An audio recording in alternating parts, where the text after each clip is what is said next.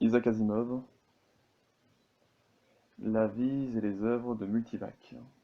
Le monde entier s'y intéressait, le monde entier pouvait regarder. Si l'on avait voulu connaître le nombre exact de spectateurs, Multivac aurait pu le dire. Le grand ordinateur Multivac en conservait les traces, comme il le faisait pour tout. Multivac était le juge dans ce procès particulier.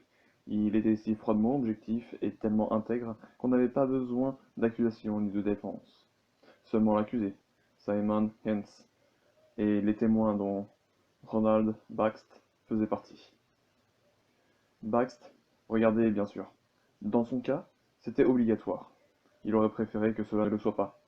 Dans sa 10e décennie, il montrait quelques signes de vieillissement. Ses cheveux ébouriffés étaient indéniablement gris. Noreen ne regardait pas. Elle avait dit à la porte. S'il nous restait un ami, elle s'arrêta, puis reprit. Ce dont je doute. Et s'en alla. Baxt se demanda si elle allait jamais revenir, mais pour le moment cela n'avait pas d'importance. Hinz avait été complètement stupide d'essayer d'agir comme il l'avait fait. Comme s'il pouvait venir à l'idée de quelqu'un de s'attaquer à un terminal de Multivac et de le détruire. Comme s'il ignorait qu'un ordinateur à compétence mondiale, ordinateur mondial, majuscule s'il vous plaît, avec des millions de robots sous ses ordres, pouvait se protéger. Et même si le terminal avait été détruit, à quoi cela l'aurait-il avancé? Et en plus, Hinz l'avait fait en présence de Baxt, en chair et en os. Justement, on l'appelait. Nous allons écouter le témoignage de Ronald Baxt. La voix de Multivac est très belle, et on ne se lasse pas de cette beauté malgré les écoutes fréquentes. Son timbre n'était ni tout à fait masculin, ni tout à fait féminin, et il parlait dans la langue que son interlocuteur comprenait le mieux. Je suis prêt à porter témoignage, dit Baxt. Il ne pouvait pas dire autre chose que ce qu'il avait à dire. Hinz ne pouvait pas éviter la condamnation. Autrefois, il aurait eu à comparaître devant des êtres humains comme lui, et il aurait été condamné plus vite et moins équitablement, et sa punition aurait été plus cruelle. 15 jours passèrent, durant lesquels Baxt demeura seul. La solitude physique n'était pas un problème dans le monde de Multivac. Des peuples entiers avaient disparu au moment des grandes catastrophes. C'étaient les ordinateurs qui avaient sauvé les survivants, et conduit au redressement. Et ils avaient amélioré leur propre conception jusqu'à se fondre en Multivac. Et les 50 millions d'êtres humains vivaient sur la Terre dans un confort parfait. Mais ces 5 millions étaient éparpillés et les chances de rencontres involontaires accidentelles n'étaient pas grandes. Et personne ne chargeait à voir Baxt, même pas par circuit de télévision. Pour le moment, Baxt supportait bien l'isolement. Il s'était plongé dans son occupation préférée.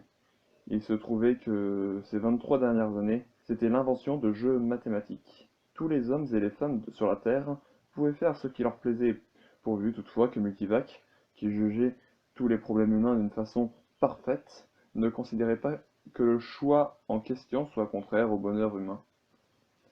Mais qu'y avait-il de nuisible dans les jeux mathématiques? C'était purement abstrait, cela plaisait à Baxt, et ne faisait de mal à personne. Il ne pensait pas que l'isolement durerait bien longtemps. Le Congrès ne l'isolerait pas à jamais sans un procès différent que celui qu'avait subi Hinz, bien sûr, et il ne relèverait pas de la tyrannie de justice absolue de Multivac. Toutefois, il fut soulagé quand son isolement prit fin, et heureux de le devoir au retour de Noreen. Elle venait vers lui, à pied, par la colline, en marchant avec peine. Il alla au-devant d'elle en souriant. Pendant une période heureuse de 5 ans, ils avaient vécu ensemble. Même les rencontres épisodiques avec ses 2 enfants et ses 2 petits-enfants avaient été agréables. Il dit « Merci d'être venu. » Elle répondit « Je ne reviens pas. » Elle avait l'air fatiguée.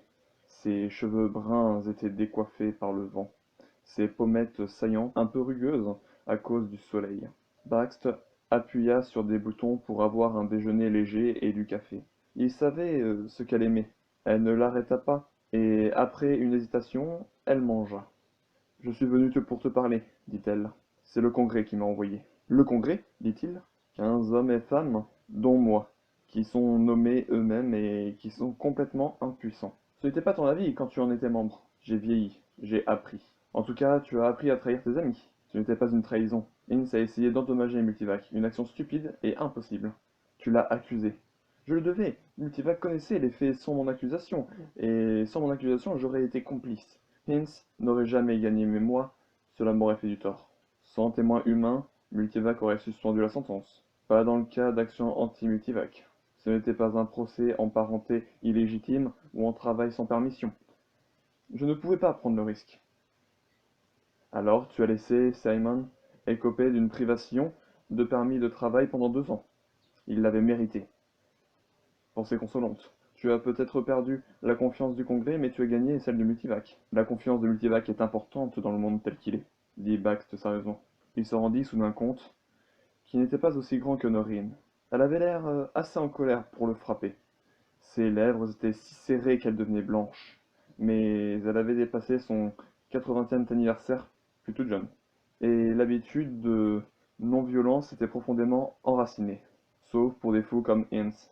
Alors c'est tout ce que tu as à dire, reprit-elle. Il y aura des, to- il y aura des, to- il y aura des tas de choses à dire.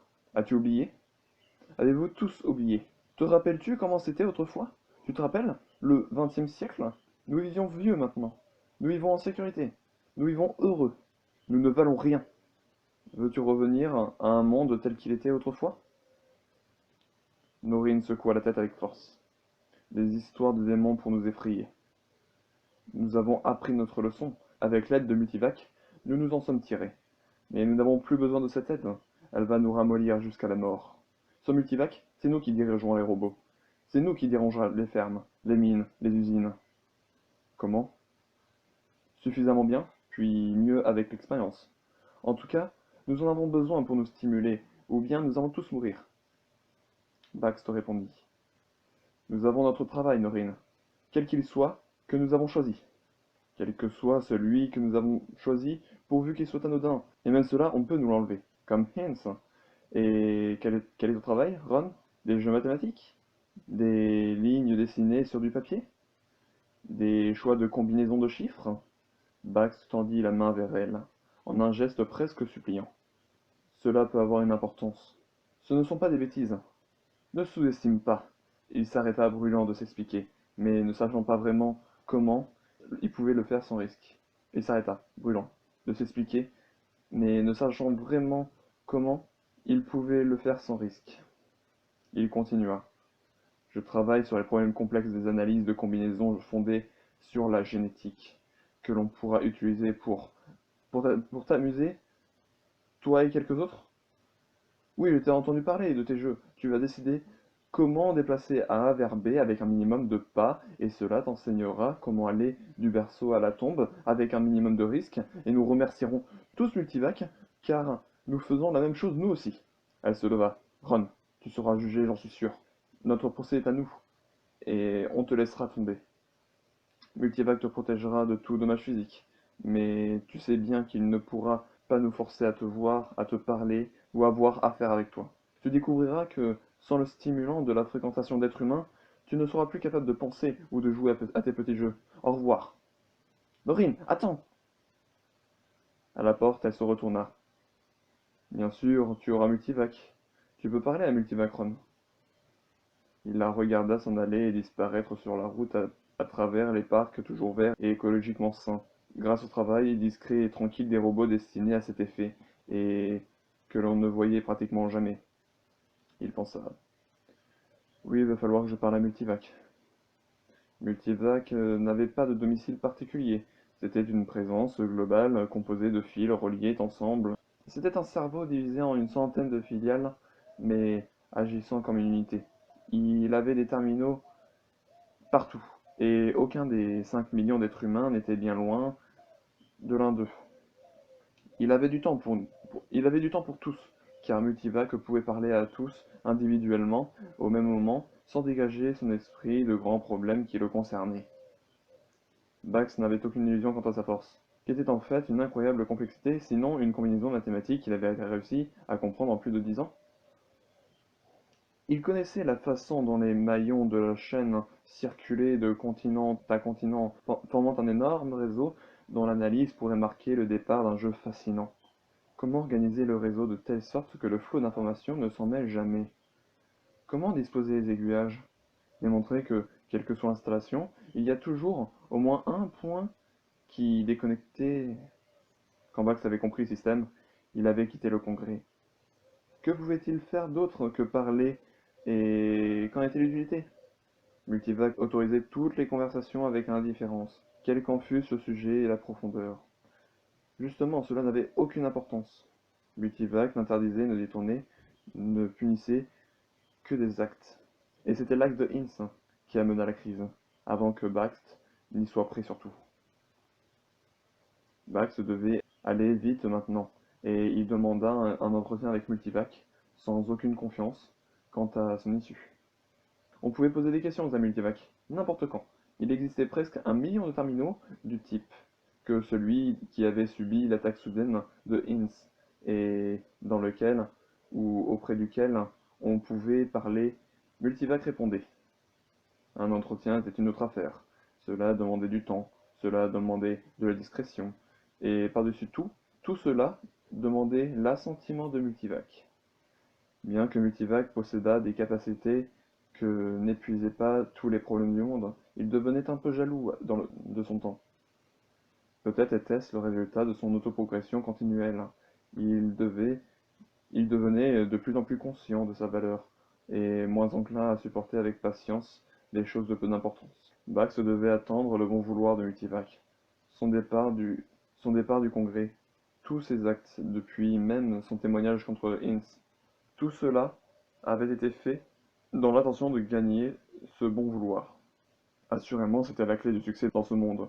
Il allait devoir considérer ce bon vouloir comme acquis.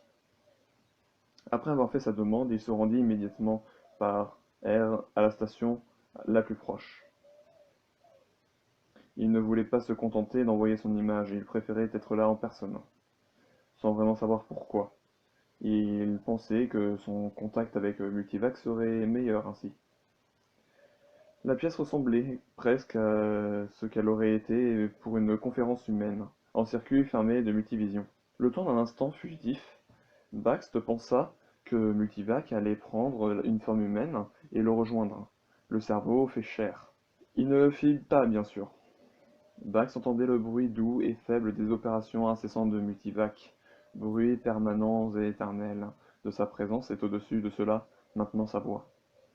Ce n'était pas la voix habituelle de Multivac. C'était une petite voix tranquille, belle, insinuante, qui résonnait presque dans son oreille. Bonjour, Baxt. Vous êtes le bienvenu. Vos compagnons humains vous désapprouvent. Multivac allait toujours au but, pensa Baxt. Il répondit. Cela ne fait rien, Multivac. Ce qui compte, c'est que j'ai accepté votre décision en ce qui concerne le bien de l'espèce humaine. C'était pour cela que l'on vous avait construit au début, et mes autres améliorations ont poursuivi ce principe de base. Si vous comprenez ceci, tant d'êtres humains ne le comprennent-ils pas? Je n'ai pas encore terminé l'analyse de ce problème. Je suis venu vous soumettre un problème, dit Baxt. Qu'en est-il? Demanda Multivac. Baxt répondit. J'ai passé beaucoup de temps à étudier des problèmes mathématiques, inspirés par l'étude des gènes et de leur composition. Je n'arrive pas à trouver de solution satisfaisante, et mon ordinateur personnel ne m'est d'aucune utilité. Il y eut un bruit bizarre, et Bax ne put s'empêcher de frissonner à la pensée que Multivac essayait peut-être de réprimer son rire. Cette caractéristique humaine aurait été plus qu'il n'en pouvait supporter. La voix résonna dans son autre oreille, et Multivac déclara. Il existe des milliers de gènes différents dans la cellule humaine. Chaque gène varie en moyenne 50 fois dans son existence, et en rencontre une multitude autres qui n'ont jamais existé. Si nous devions essayer de calculer toutes les combinaisons possibles, si je travaillais à ma vitesse maximale et de façon continue, je ne pourrais qu'énumérer en un temps infini une toute petite partie du nombre total. Baxt intervint. Nous n'avons pas besoin de la liste complète. C'est ça l'intérêt de mes jeux. Certaines combinaisons ont de meilleures chances que d'autres, et en échafaudant probabilité sur probabilité, nous pourrions simplifier énormément le travail. C'est pour élaborer cette succession de probabilités que j'ai besoin de votre aide. Cela me prendrait quand même beaucoup de temps. Comment le justifierais-je vis-à-vis de moi-même? Baxt hésita. Il était inutile de lui faire article. Avec Multivac, la ligne droite était le chemin le plus court d'un point à un autre. Une combinaison génétique bien choisie pourrait donner à des êtres humains mieux disposés à vous laisser prendre les décisions les plus désireuses et croire que vous pouvez les rendre heureux, ayant une plus grande tendance à être heureux. Je n'arrive pas à trouver la combinaison, mais vous le pourriez. Et avec un mécanisme génétique contrôlé, je vois ce que vous voulez dire. C'est bien, je vais y consacrer une partie de mon temps. Max eut des difficultés à accrocher la longueur d'onde privée de Norine. Il dut s'y reprendre à 3 fois. Il n'en était pas surpris. Ces 2 derniers mois, il avait remarqué de plus en plus de faiblesses mineures dans la technologie. Mais cela ne durait jamais longtemps et n'était jamais grave. Et à chaque fois, il s'en réjouissait avec un plaisir sombre. Cette fois-ci, la communication était bonne. Le visage de Norine apparut en 3 dimensions. L'image sauta un moment, puis se stabilisa. Je te rappelle, dit Baxt, d'une voix froide et impersonnelle. Depuis quelque temps, on ne pouvait pas te joindre, dit Norine. Où étais-tu? Je ne me cachais pas. Je suis ici, à Denver. Pourquoi à Denver? Le monde est ma coquille, Norine. Je peux aller où je veux. Le visage de Norine se contracta un peu, et peut-être la trouvas-tu complètement vide. Nous allons te juger, Rob. Maintenant? Maintenant. Et ici? Ici. D'autres volumes tridimensionnels s'allumèrent aux côtés de Norine et derrière elle. Baxt les parcourut du regard et les comptant. Ils étaient 14, 6 hommes et 8 femmes. Il les connaissait tous. C'étaient de bons amis jadis. Il n'y avait pas si longtemps. Autour de lui, c'était le paysage sauvage du Colorado.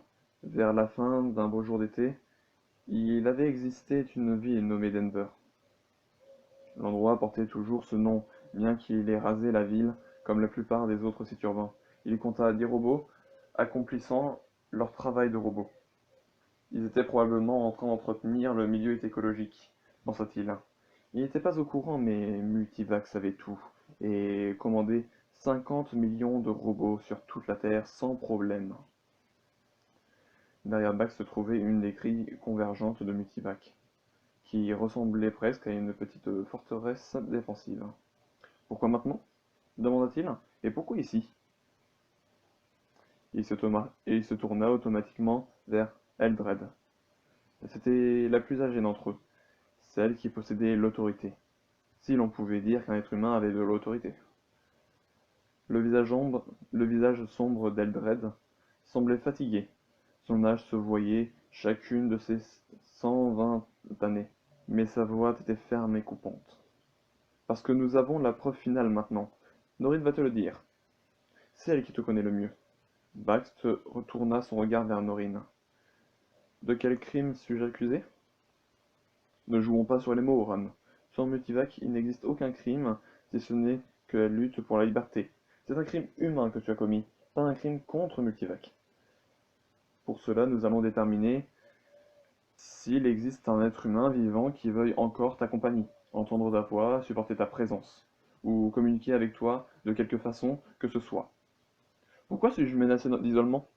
Tu as trahi tous les êtres humains. Comment? Nies-tu que tu as cherché à créer une humanité soumise à Multivac? Ah, Baxt croisa les bras. Il n'avait pas mis longtemps à le découvrir, mais il est vrai que vous n'aviez qu'à demander à Multivac. Norine reprit la parole.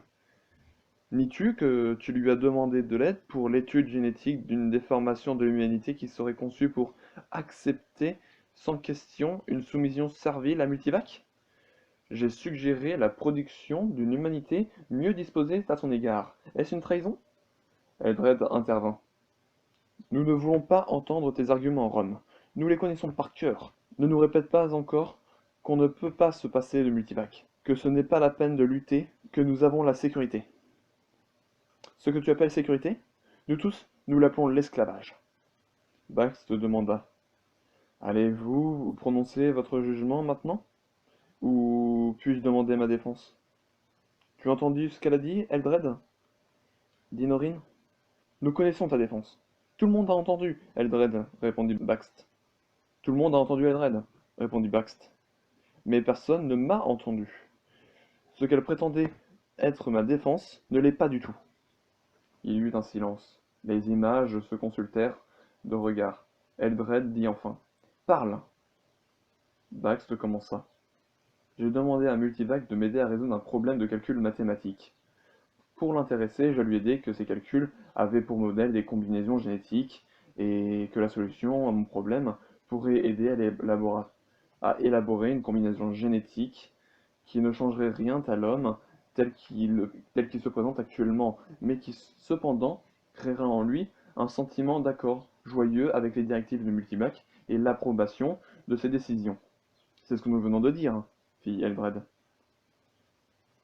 Ce n'est qu'en le présentant comme cela que je pouvais emporter l'accord de Multivac. Une telle production est évidemment souhaitable pour l'humanité aux yeux de Multivac. Donc, il doit travailler dans ce sens. Et son désir de trouver une solution sera si grande qu'il entraînera à examiner des solutions de plus, de plus en plus compliquées, à un problème si infini que lui-même ne peut le résoudre. Vous avez tous pu le constater. Norine demanda. Constater quoi? N'avez-vous pas eu des difficultés pour me joindre ces 2 derniers mois? N'avez-vous pas tous remarqué des petits problèmes dans ce qui a toujours marché parfaitement jusqu'ici? Vous ne dites rien. Puis-je considérer que votre silence est une réponse affirmative? Peut-être, et alors? Bax continua. Multivac a employé tous les circuits dont il disposait pour résoudre le problème. Petit à petit, il n'a accordé au fonctionnement du monde qu'une maigre proportion de ses efforts, étant donné que rien selon son éthique personnelle ne doit s'opposer au bonheur de l'homme et qu'il n'existe aucune amélioration plus souhaitable que ce bonheur que l'acceptation de Multivac. Norine intervint. Qu'est-ce que tout cela signifie? Nous devons déjà supporter que Multivac dirige le monde, ainsi que nous-mêmes. Et si nous pouvons, et si en plus le fonctionnement n'est pas parfait, cela ne ferait qu'ajouter un inconfort temporaire à notre esclavage. Temporaire seulement, car cela ne va pas durer longtemps. Un jour ou l'autre, Multivac décidera que le problème est insoluble, ou bien il le résoudra. Et dans un cas comme dans l'autre, ce sera la fin de sa distraction. Dans le second cas, notre esclavage deviendra permanent et irrévocable. Mais pour le moment, il est distrait, dit Baxt. Et pouvons-nous même parler comme nous le faisons maintenant? Ce qui est extrêmement dangereux, sans qu'il s'en aperçoive. Mais pour le moment, il est distrait, dit Baxt. Et nous pouvons même parler comme nous le faisons maintenant, ce qui est extrêmement dangereux, sans qu'il s'en aperçoive. Toutefois, je n'oserais pas prendre le risque de poursuivre cette conversation trop longtemps, alors je vous demande de me comprendre vite. J'ai un autre jeu mathématique. Le montage de réseaux de type de ce multivac. J'ai pu démontrer que quelle que soit la complication et l'étendue du réseau de multivac, il doit y avoir au moins un point où tous les courants passent simultanément dans le circuit donné. Cela sera fatalement un coup mortel si on touche ce point, car cela aurait pour conséquence une surcharge sur un point, ce qui fait qu'il se détraquera, ce qui provoquera une surcharge ailleurs, et ainsi de suite indéfiniment jusqu'à ce que l'ordinateur soit complètement hors d'usage. Eh bien, nous y voilà. Pour quelle autre raison suis-je venu à Denver? Multivac aussi le sait, et ce point est gardé tant par un appareillage électronique que par des robots, de ces sortes qu'on peut y toucher. Alors, mais Multivac est distrait, et Multivac a confiance en moi. Je me suis donné beaucoup de peine pour gagner sa confiance, et risquer de perdre la vôtre, car il n'existe pas de possibilité de trahison sans confiance. Si l'un d'entre vous s'approche de ce point, Multivac s'en apercevra, même dans son état actuel de distraction. S'il n'était pas distrait, il ne me permettrait même pas de m'approcher. Mais il est discret. Il s'agit de moi. Baxt s'approcha de la grille convergente d'un air de promeneur tranquille, et les 14 images rivées à lui le survinrent des yeux. Le doux murmure d'un centre multivac en pleine activité les entourait. Baxt dit: Pourquoi attaquer un adversaire invulnérable? Il faut d'abord le rendre invulnérable, et alors... Il s'efforça de rester calme. Tout dépendait de son sang-froid. Tout! D'un coup sec, il coupa un contact. Si seulement il avait disposé de plus de temps pour s'assurer du bien-fondé de ce qu'il allait faire. Rien ne s'interposa, et retenant sa respiration, Baxter réalisa que le bruit avait cessé. Le murmure s'était tu. Multivax s'était arrêté. Si dans un instant le léger bruit ne repartait pas, alors c'était bien le point clé qu'il avait touché, et aucune réparation ne serait possible. Si ce n'était pas le cas, les robots allaient approcher. Il se retourna dans le silence qui durait. Au loin, les robots travaillaient tranquillement, aucun ne s'approchait. Devant lui, les images de 14 hommes et femmes semblaient stupéfiés par la chose énorme qu'il venait d'accomplir. Bax leur dit: Multivac est arrêté, détruit. On ne peut pas le reconstruire.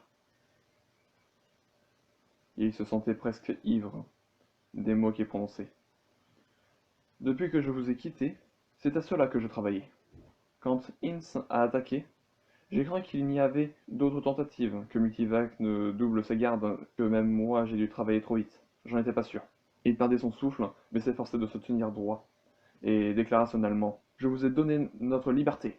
Et il s'arrêta, conscient enfin du poids croissant du silence. 14 images le regardaient fixement, et aucune d'entre elles ne lui répondait. Bax se dit brusquement: Vous parliez de liberté, vous l'avez maintenant. Puis, d'une voix mal assurée: N'était-ce pas cela que vous vouliez? Note de Isaac Asimov.